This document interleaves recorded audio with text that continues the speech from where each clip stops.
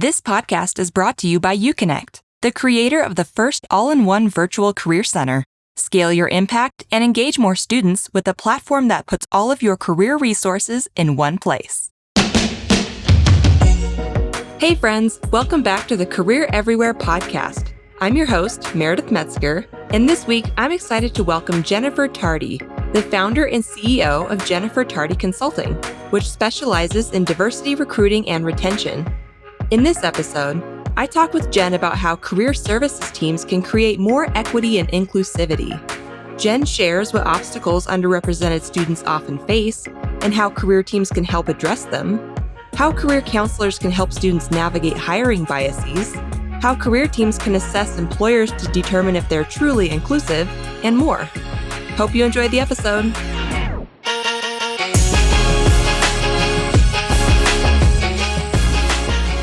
Thank you for being here, Jenn. Well, hello there, Meredith, and thanks for having me on your show. Yeah, I'm so glad you're here, and I'm really excited to talk to you today about how career services teams can work with both students and employers to create more equity and inclusivity in the workplace. And I know this is a critical issue and one that is really top of mind for a lot of career leaders across the country right now, especially since, as you mentioned in our prep call, career leaders are kind of in a unique position to connect that next generation of the workforce with today's top employers. They're really that bridge. So in a unique spot there. So before I get into my questions, Jenn, is there anything else you'd like to add about yourself, your background, or your consulting work? Oh, great question. So I love this work so much because I tell people a lot that I was sort of raised in recruiting.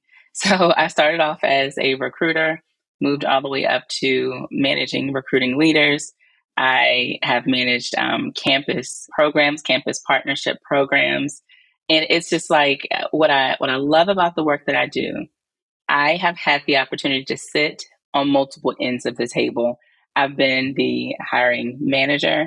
I've been the manager of the hiring manager. I've been the recruiter. I've been the leader of the recruiter. I've been the person that's actually looking for the job, the person who's gotten hired, the person who didn't get hired. And so a lot of the information that I give, it comes from many different vantage points. And my biggest challenge today with a lot of the advice that I hear is typically only from one or two vantage points, which you could be missing some facts that people need to understand.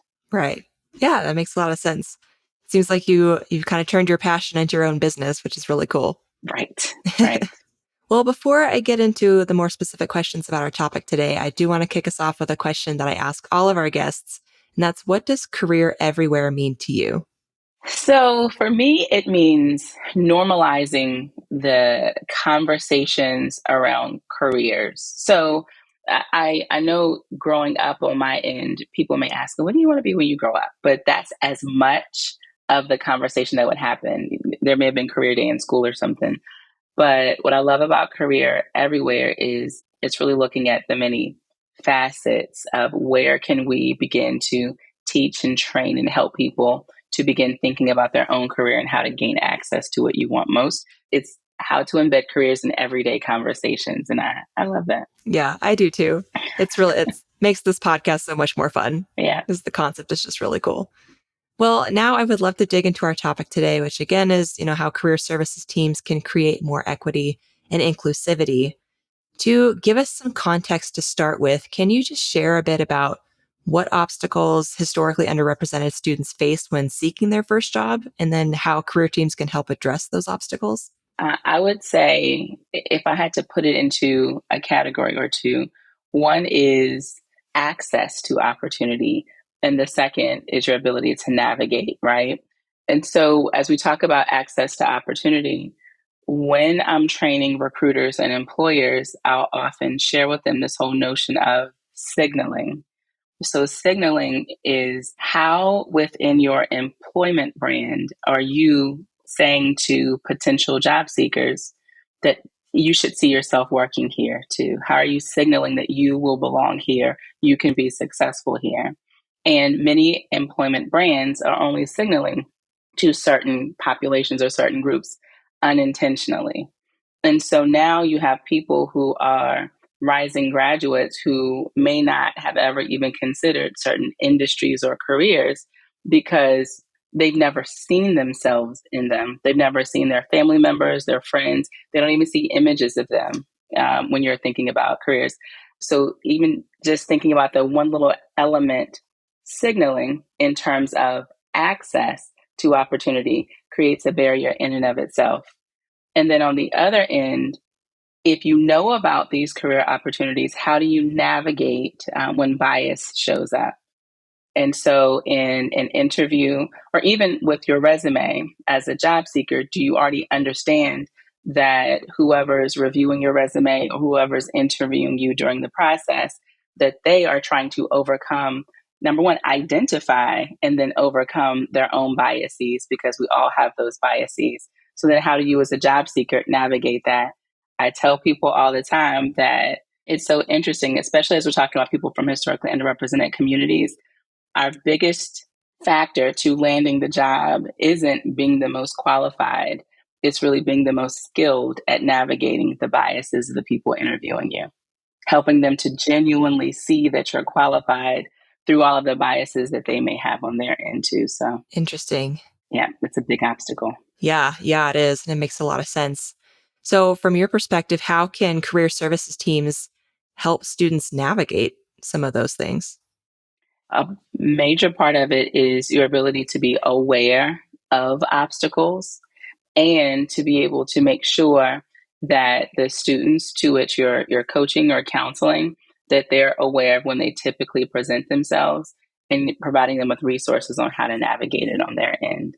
And so the more educated or the more aware that a career counselor can be on their own through their own training or through their own research, the more you're able to bring back those materials. We have started building up our own resources on our website as well too, which could be a great starting place if any career counselors are looking for resources to share with the students on their campus. Great. Yeah. And for anyone who's watching or listening, we'll be sure to include a link to that in the show notes so you can check out Jenn's website. There's lots of great information there. Yeah. So I'm assuming that also kind of applies to, career counselors who are trying to help support students from marginalized backgrounds, help them navigate these hiring biases, even if they haven't personally experienced those challenges. I would agree. And so everyone experiences, so when I think about obstacles that are fueled by biases, I don't necessarily look at them as yes, no, you do or don't experience them. I look at it as more of a spectrum, that we all have obstacles that we experience when trying to get in and get ahead. But what's the severity? What's the amount or the frequency of those obstacles? And so, one of a great place that career counselors can really do some of their own internal work is thinking about what obstacles you've experienced on your end. However, you identify, start there, because by you asking yourself, what have I experienced for myself in all of the ways in which I identify, and then how did it make me feel? Where did I turn for support? What resources were available to me? Because even foundationally, your ability to empathize with the people who are coming in to sit and talk with you, it's a great starting place to know that, even if maybe you've only experienced one or two obstacles, whereas other groups may be experiencing, 30 or 40 obstacles, that one or two, it creates a level of common ground, and then it begins to open the access of trust. So it's like it's all because of your empathy. Right. Yeah. It makes sense to start with empathy first. I mean, that's the Hmm. foundation of everything, right? I would agree. I would absolutely agree. Hmm. Okay. So let's say like a career counselor is listening to this episode and they know they have some appointments coming up with historically underrepresented students who are wanting to start the job search and interview process. What specifically could they tell them or talk to them about to help them prepare to navigate those biases?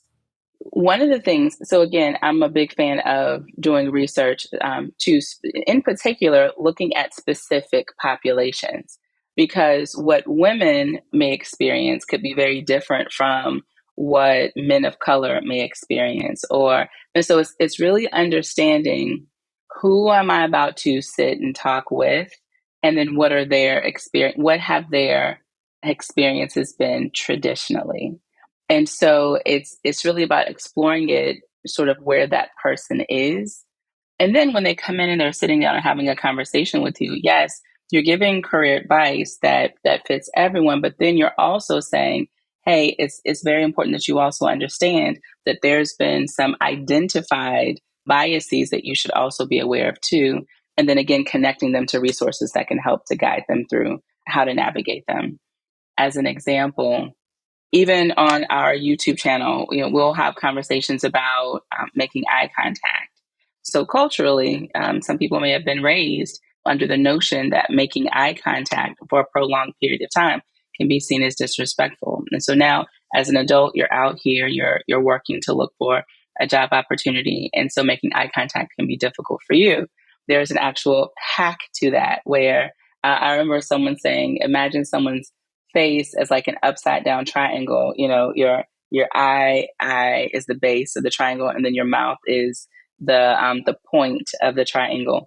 And then if you spend time sort of going from eye mouth, it's a win-win scenario where it still begins to look like you're making eye contact with the person, but it still allows you to break eye contact in the way that feels most comfortable. The wins come in the tiniest forms, and all of it is to genuinely help a person to feel more comfortable and confident when they go into their interview so that they can really show their truly qualified self. Yeah, I love that. And also now I'm finding myself doing the inverted triangle thing. And I don't even know, I would have never even noticed. Yeah. So it's a pretty cool activity. And sometimes if I find myself having some, I don't know, just feeling weird about making full on eye contact with a person, I'll do that as well myself too. And you really can't even tell. Yeah, I'm gonna have to keep note of that one because I'm neurodivergent. So like sometimes I feel Got like it. I'm making too much eye contact or it's too intense. And then get Mhm. distracted from the conversation at hand thinking, am I being weird? Is this too much eye contact? So So this is there you helpful. go. Or it was so interesting. I was having a conversation with someone one day. We were just a networking conversation, and she mentioned so she is legally blind, and she and instead of requesting an accommodation for whatever interview process step that she's in, she'll say, here's what can most benefit me while I'm interviewing with your organization. And she said, as a matter of fact, I recommend everyone says that, whether you need or require a formal accommodation or not, your ability to, as an actual candidate or a job seeker, is to think about what needs to be taking place that will most benefit your ability to show up as your best self during the interview. Is it that instead of doing a phone interview, you'll be most benefited by doing a video interview? Is it instead of doing your traditional interview, you interview in this way? It is completely okay and acceptable to at least make that comment to say, here's what would most benefit me. Does your organization allow for that or have a provision for something like that? And just see what they say. All they can do is say no, but at least you've tried. Yeah, yeah, that's a great way to phrase it too. Here's what could most benefit me. Yes. Yeah.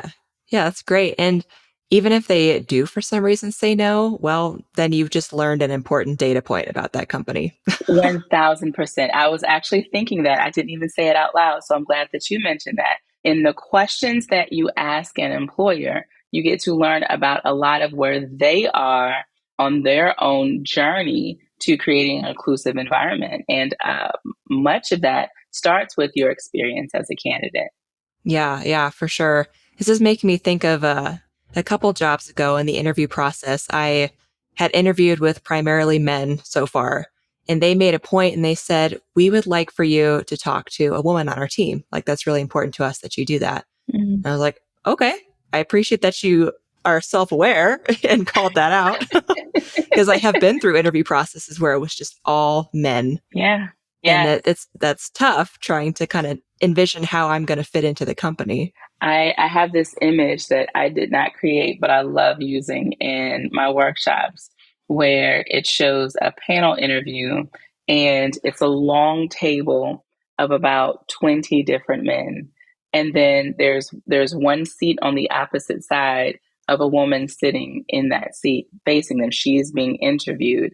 And one of the questions to her is, what value do you think you can bring to our organization? And it's so funny every time I see that image. And I love showing that image because it's like, the fact that because of all of the beautiful ways in which she identifies, there's so much lived experience intelligence that she's able to bring to the table. So you're not specifically hiring her because of her identity, but you're recognizing and you're acknowledging that because of her identity, it's afforded her access or in access to people, places, and things, which has cultivated a unique experience. That unique experience has created a different perspective. And it's that perspective, it's that unique and nuanced perspective that's going to add value to your team, hands down. Right. Yeah. Yeah. And it's always great when a company recognizes that. Yes. Like it only makes them stronger. Right. Without me having to go me as in the form of a job seeker, without me having to go in to say, here's the value that I can add to your team. It would be great if employers begin to recognize that up front and even state, I can see you bringing a lot of value to our team just based on your lived experience intelligence. Yeah. Yeah. So for any companies listening, there you go. Here's a tip for you. So, Perfect. so kind of speaking on the company side of things, how can career teams effectively figure out if employers or assess employers to protect students from any potential harm while still promoting diversity and inclusion in the workplace? I look at this twofold because this is a conversation that comes up quite often when career centers will reach out to our team to really talk about workshops and our services and things of that nature. And one of the things that I share is, have you thought about internally what your values are and what your pillars are as it relates to what type of experience you are hopeful and that you are wanting your students to experience as they're doing internships and even when they get a full time opportunity? What is your hope for them? So it's one thing to create inclusivity within your campus or among your campus, but it's another thing to begin thinking about how do you carry that on over into the experience with employers. So it's thinking about and writing out your own pillars. That's one half of it. The other half of it is, now, can you ask the employer to make a commitment to that? So it's almost like saying, and I know a lot of employers are coming more than ever to campuses and they're saying, hey, not only do I want access to your students, but I want access to your multicultural groups. I want access to, and they're actually naming specific identities and specific groups. Give me access to them. And you're like, wait a minute, I can't give everyone access to them. And not everyone is ready or prepared for said access because as a career counselor, you're trying to protect the students. But instead, you're able to say, well, here's what's important. Here's what we value as it relates to diversity, equity, and inclusion. And what we're asking is, with this partnership, we're asking all of our partners to sign a commitment saying that you are also aligned to cultivating this level of inclusive experience for our students too. And something like that is a great opening to a conversation where they can begin sharing what their values are within the organization too. But you don't have to go that far. It's enough to be able to say, will you commit to ensuring that they have this aligned experience? And then measuring it as well on the back end. Yeah. Yeah. It's a great way to keep them accountable for sure. I'm curious, what are some examples of some of those pillars that career centers could consider employing internally? So the question is, what does an inclusive environment look like to your campus? And so if an inclusive environment looks like voices are heard, right? That would be one of the commitments. We commit to ensuring that no one's voice is left behind, that people walk away with experiencing, feeling heard and seen, that people are walking away from an internship feeling as if they belong. One of the interesting notion is this whole idea of belonging, where you may see in some organizations where they will say, oh, well, in order to really belong here, here's some things that you can do to make sure that you belong here. But that's actually the opposite of what it really means to belong. There's no action that a person should have to take to belong. Belonging is a state of being just because of who you are. If a person has to take an action in order to belong, is actually it's a different word, which is not belonging. So belonging, we want to make sure that all of our students are walking away feeling a sense of belonging. We want to make sure that our students walk away from your internships feeling like they were able to bring their whole selves and they did not have to assimilate and they still have access to opportunity. So those are just some examples of what could be in the commitments overall. But it really matters more on what inclusivity means to your campus. Okay. Okay. And let's say like a student has done an internship, they have come back, or multiple students have come back from an internship. How can career centers or career teams go about talking with those students, trying to assess if that internship really was inclusive and if it was a good experience? I am a huge fan of engagement surveys. And so when you think about engagement surveys now, you think about it as more of like an internal thing for staff and faculty and things of that nature. But what if there's an engagement survey for all of your students? So once they come back to campus at the end of their internship, you can ask all of them to take the same engagement survey.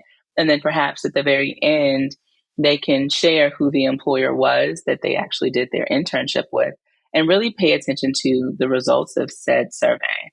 And this can actually be great information for the employers within your network to see collectively. And if they also want to see it sliced out, meaning how did this one employer compare to the overall umbrella of employers? And what would you recommend they implement to create a more inclusive internship experience? And so you can look at it not just from the internship experience, but the experience of interviewing for the internship, the experience of onboarding for said internship, and even the experience of offboarding from that same internship as well too. So you can look at it in milestones along the way so that when you're able to offer recommendations for how to make it a more inclusive experience for the students at your campus, you can be more specific in that way. So that's pretty cool. Okay. Yeah, that's some great advice. So let's say maybe there were some challenges for a student as far as inclusivity and equity goes in an internship. How would you recommend career teams address that with both the student and the employer? Got it. So with the employer, it depends on how far you're willing or wanting to take this to create change at what level. So with employers, it's our ability to share the data, make recommendations, and then ask the employer, what are they thinking about doing or using to create a better experience? And if year after year, they're not making any changes and you're still seeing the same feedback, then perhaps it becomes a time to ask, is this employer genuinely following the commitments that we put in place? As a matter of fact, when you're sharing with them feedback from a survey that came from their organization, you can align that feedback to those commitments as well too. You can sort of intersect those. So that's one way, but a big part of it is deciding at what point the partnership no longer is in alignment and which partnerships are you okay with releasing versus doubling down on partnerships. With students, one interesting thing that you can do is you can share some of the work that's happened with that employer and you can ask the student if they'd like to go back to the employer again, because at the end of the day it will be that student's decision on if they want to go and if it's a mutually acceptable scenario. And with all of the data that you have from the other employers, you're able to say, but if you choose to not go back there again, here's some other employers where students' feedback suggests that it's more inclusive to whatever's most important to you. So it's being able to use the data to help inform employers and guide students at the same time too. Yeah, I love that. And I imagine once you've done enough of those surveys, talked to enough students and employers, you start to really develop a great list of reputable employers that you can recommend to all of your students.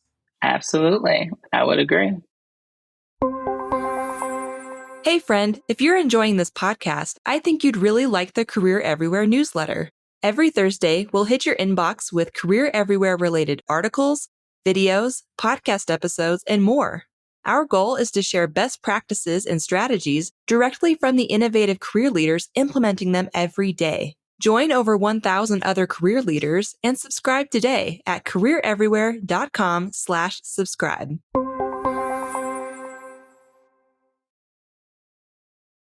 So I'm curious, what are some proactive steps that career teams can take to address some of those shortcomings in the hiring process and really promote fair and equitable employment opportunities? I believe so. Whenever I'm training recruiters, for example, many times recruiters can feel like paper pushers or like administrative assistants or like I don't really have any influence over this hiring process. But I have to remind them you actually have so much influence. You just have to know what that looks like and at what angles you can really influence the outcomes of what people experience. The same is true with career counselors. There's so much influence that you have specifically if you're in a position to say yes or no, we as a campus will or will not engage in a partnership with your organization.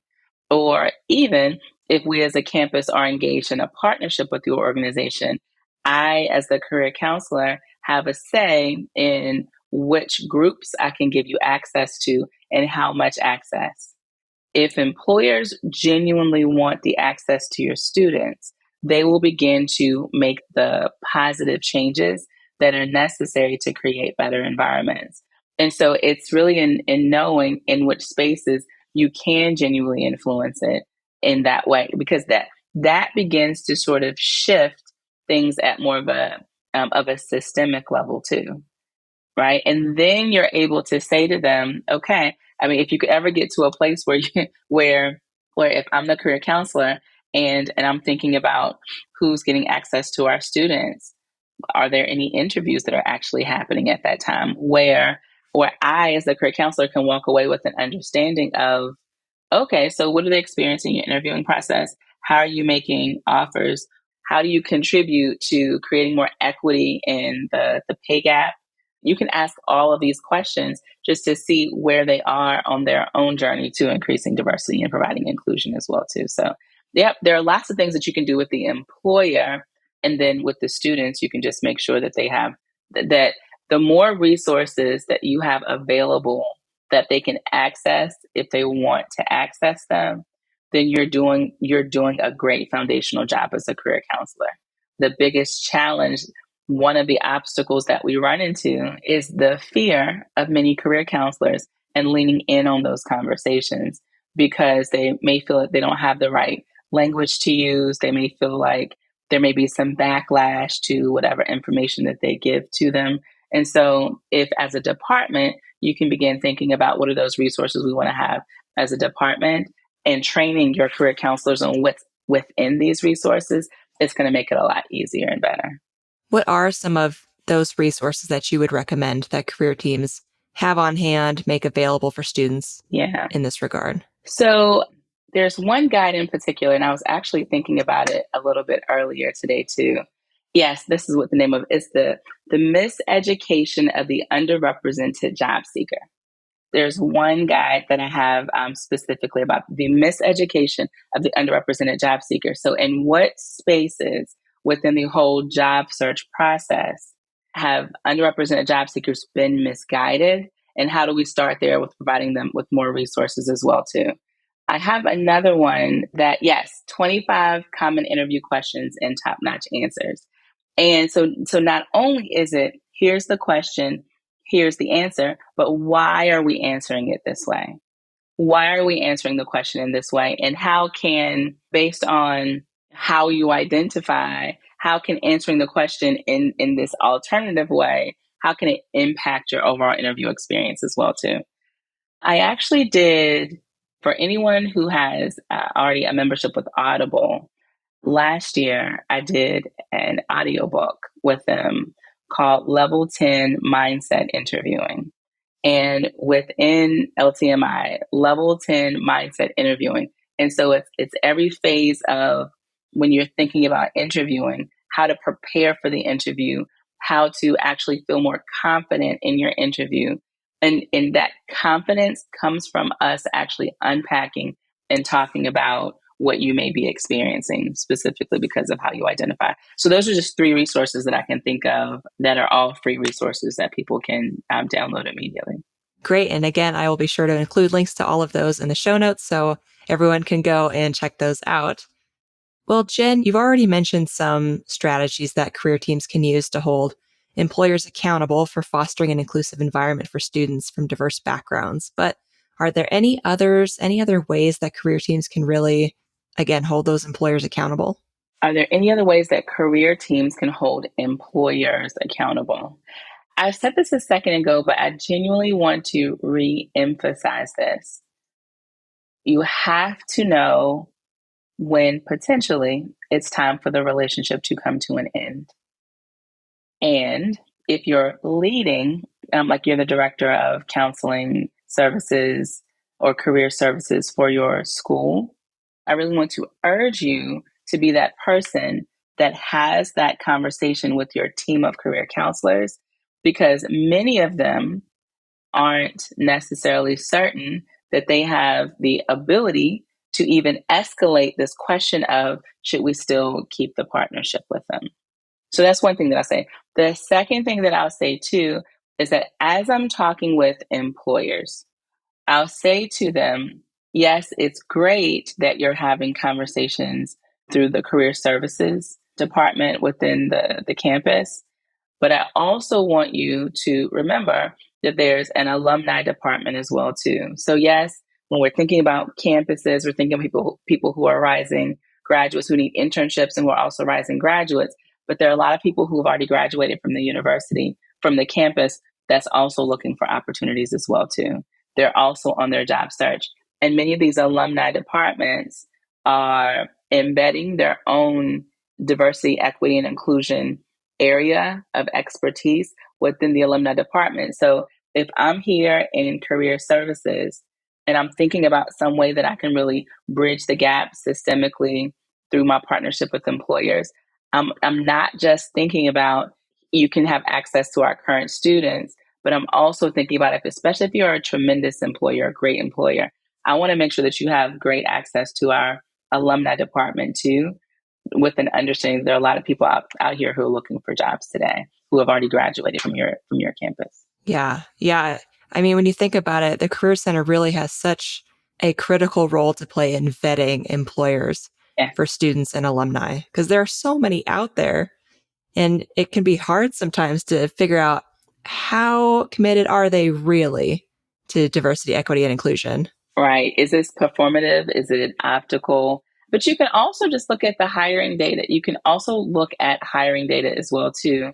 One of the things that I share with employers is please don't forget about your conversion programs. As you're thinking about increasing diversity, most employers are thinking about direct hire positions. I post a position, I'm going to hire you as an employee. They're not thinking about their conversion programs.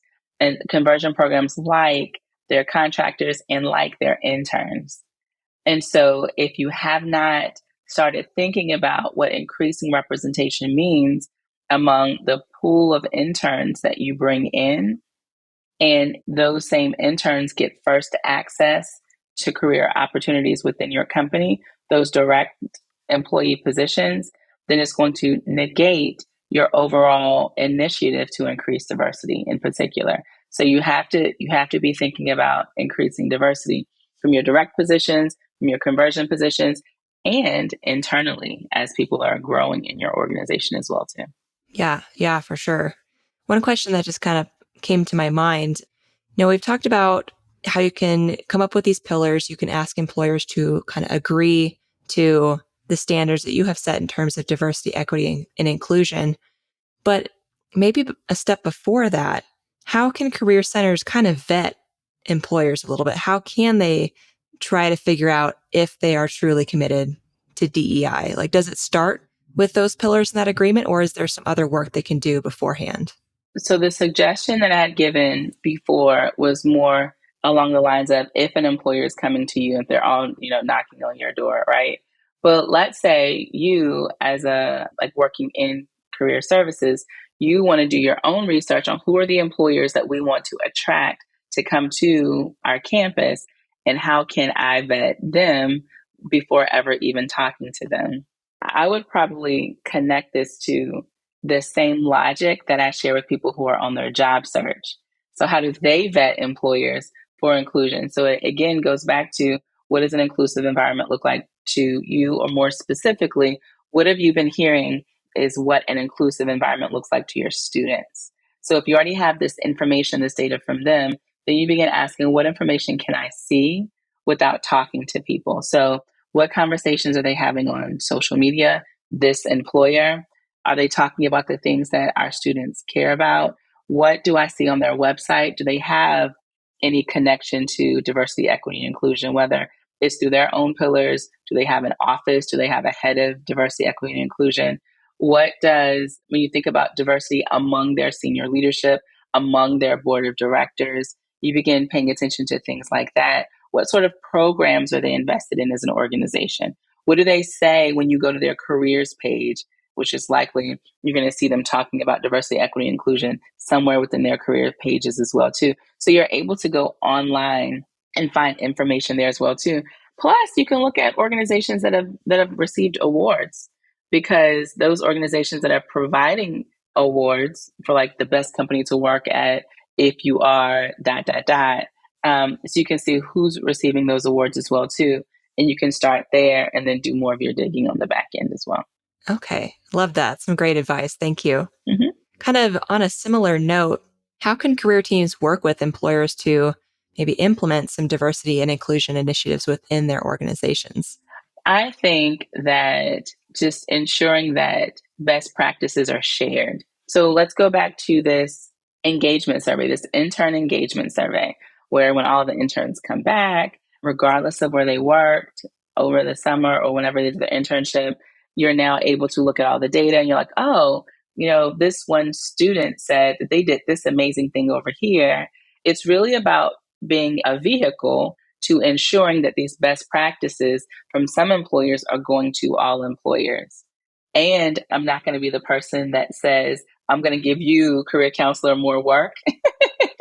They're not going to come and get me. However, if they can somehow begin to connect employers, so that they can learn from each other, I think that's a great win-win scenario, where the actual career counselor themselves, they're not going in to implement it because they're not positioning themselves as an expert to what the work is, but they are positioning themselves as a linchpin to being able to say that career counselor, I can see this happening well over here and it's well received. And so if this employer is interested in opening up to talk about what this looks like, how it creates a more inclusive environment, and how it creates a better experience, then me as the linchpin, I'm going to invite other employers that could potentially use that information, and they can take that back and begin embedding it where they are too. Okay, great. Yeah, I love that. Another question for you. How can career teams support students, particularly those from underrepresented backgrounds, in building strong professional networks and accessing mentorship opportunities, in addition to job opportunities?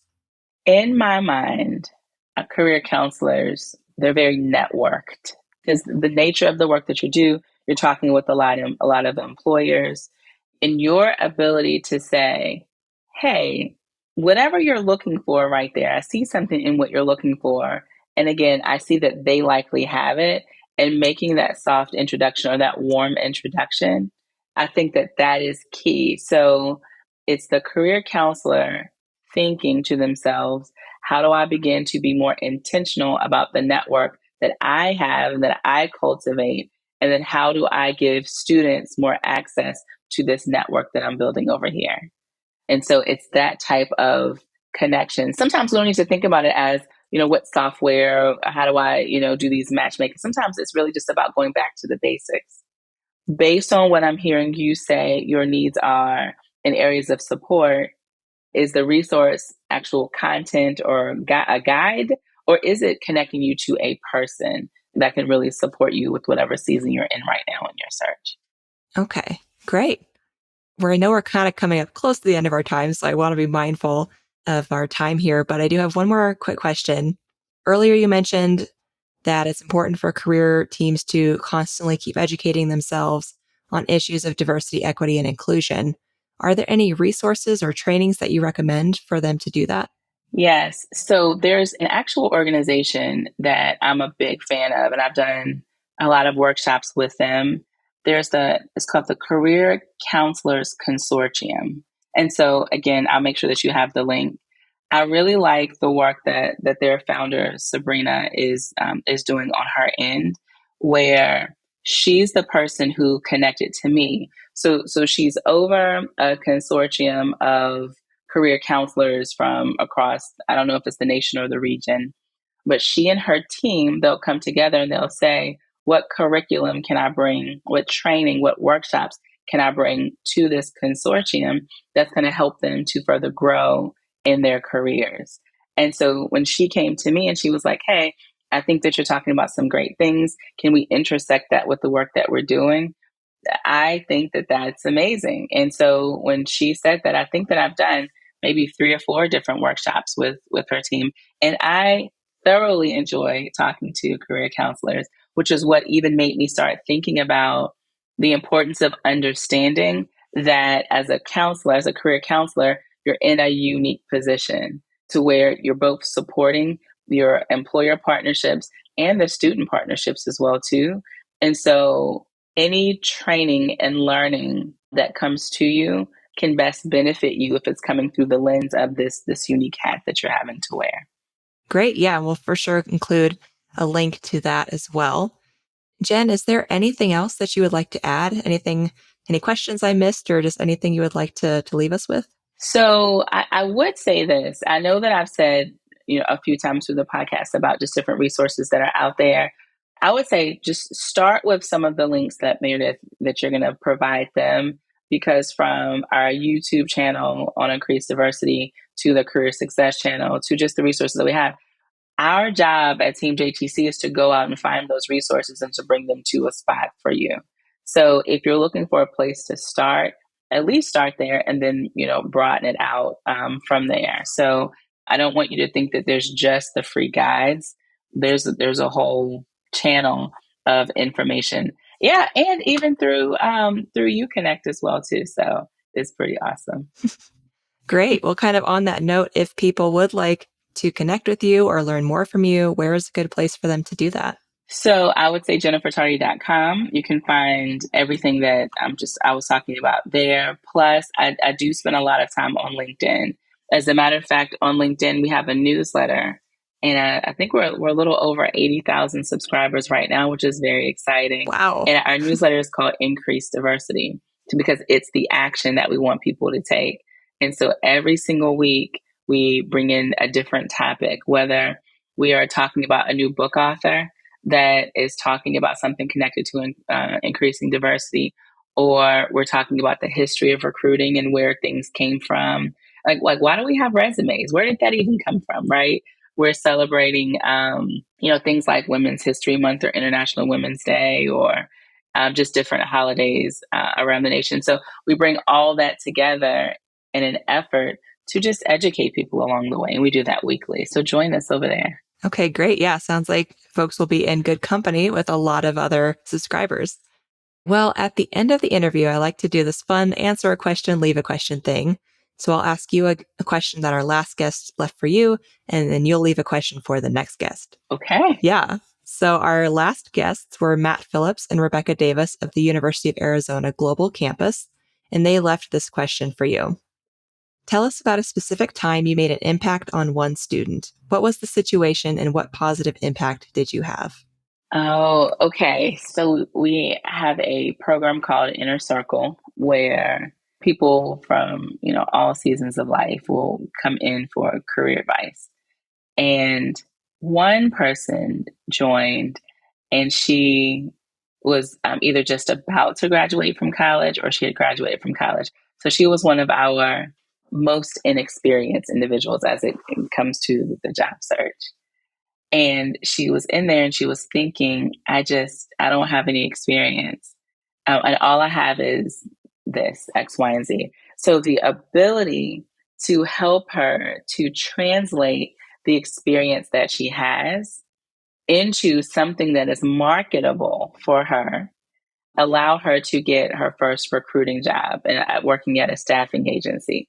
What I've noticed is that when it comes to job seekers, it's not that they don't have experience, but for many of them, they're not giving enough weight or acknowledgement to all of the experience that they have because maybe it didn't present itself in the most formal, I have a full-time job with benefits and a salary. And so to help her to be able to see herself differently and to be able to use that and to translate that to get her foot in the door was very exciting for me. Very exciting. And now she can help other folks do the same thing. Yes, it's the gift that keeps on giving. You're right, because as a recruiter, it's the gift that keeps on giving.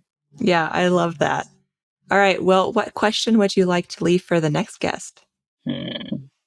Well, since we're talking about careers, and this is the Career Everywhere podcast, I'm very interested in whoever you're interviewing, what did they want to be when they grew up?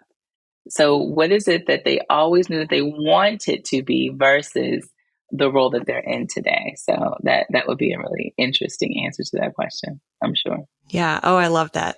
That's such a good question, especially for career services folks, because as we've noted several times on the podcast, there's not really a degree for career services. No. So anyone who finds their way into this field came from somewhere else, doing something very different. It's the same thing for recruiting too, unless they have a degree now that I just didn't know. But I never had a clue that I never even thought that I wanted to be a recruiter or even a career coach. I was like, I didn't even know that was a thing. I remember growing up wanting to be a lawyer. So I still get to make my case or to state my case when I'm talking to people. But yes, a career is a very different journey from being a lawyer. Yeah. And that's what makes it fun, though, right? It's not linear. It's not predictable. Right. Who wants a predictable life? Exactly. Not me, that's for sure. All right. Well, Jenn, thank you so much for joining me on the podcast today. This was such a fun conversation, a really helpful conversation that I know that our viewers and listeners will get a ton of value from. So just thank you again for taking the time and for sharing all of your wisdom. Awesome. Thank you for having me, Meredith. I appreciate it. Great. Well, thank you and have a good rest of your week. You too.